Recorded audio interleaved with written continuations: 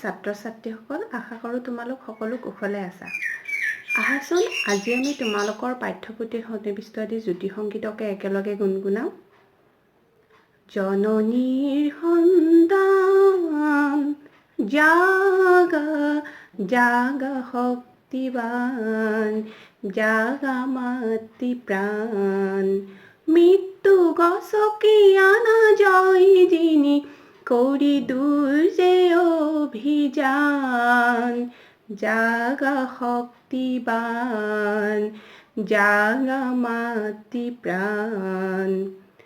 কৰ্মহীনতা কাপুৰুষতাই তোমাক কৰিলে জয়, তুমি দুৰ্বল মিয়মান, তথাপিও নাই ভয়, জাগা জাগা শক্তিবান, জাগা মাতৃ প্ৰাণ।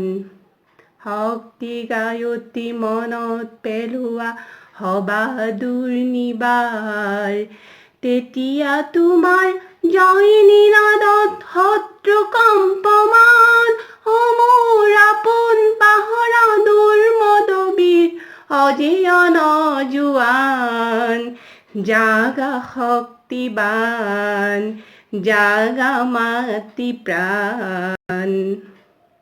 এই জ্যোতি সংগীত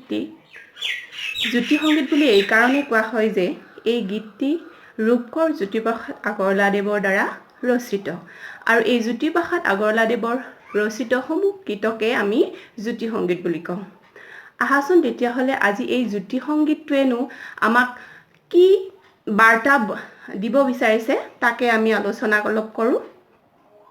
এই গীতটিৰ দ্বাৰা আমাক গীতিকাৰে আমাৰ আই মাতৃৰ সন্তানসকলক সদায় চিৰ জাগ্ৰত প্ৰহৰী হৈ থাকিবলৈ আহ্বান জনাইছে।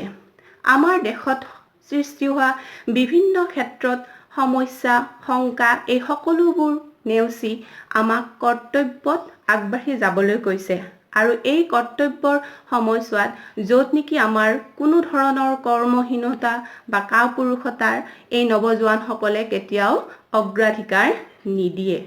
লগতে আমাৰ দেশ মাতৃৰ প্ৰতি যি আমাৰ ভালপোৱা, অকৃত্ৰিম মৰম, অকৃত্ৰিম ভালপোৱা, সেই ভালপোৱাই সেই নৱজোৱানসকলৰ মনত সদায় মনোবল বৃদ্ধি কৰে, শক্তিশালী কৰি তোলে, আৰু লগতে তেওঁলোকৰ মনত জগাই তোলে সাহসী সত্তা, আৰু এই সাহসী সত্তাৰ মাধ্যমতেই তেওঁলোকে বিভিন্ন কঠিন পৰিস্থিতিকো, বিভিন্ন কঠিন যুদ্ধৰ সময়তো সেই যুদ্ধক জয় কৰিবলৈ সক্ষম হয়, আৰু এই যুদ্ধৰ জয়ৰ নিনাদেই হয়তো শত্ৰুৰ বুকু কম্পিত কৰি তোলে।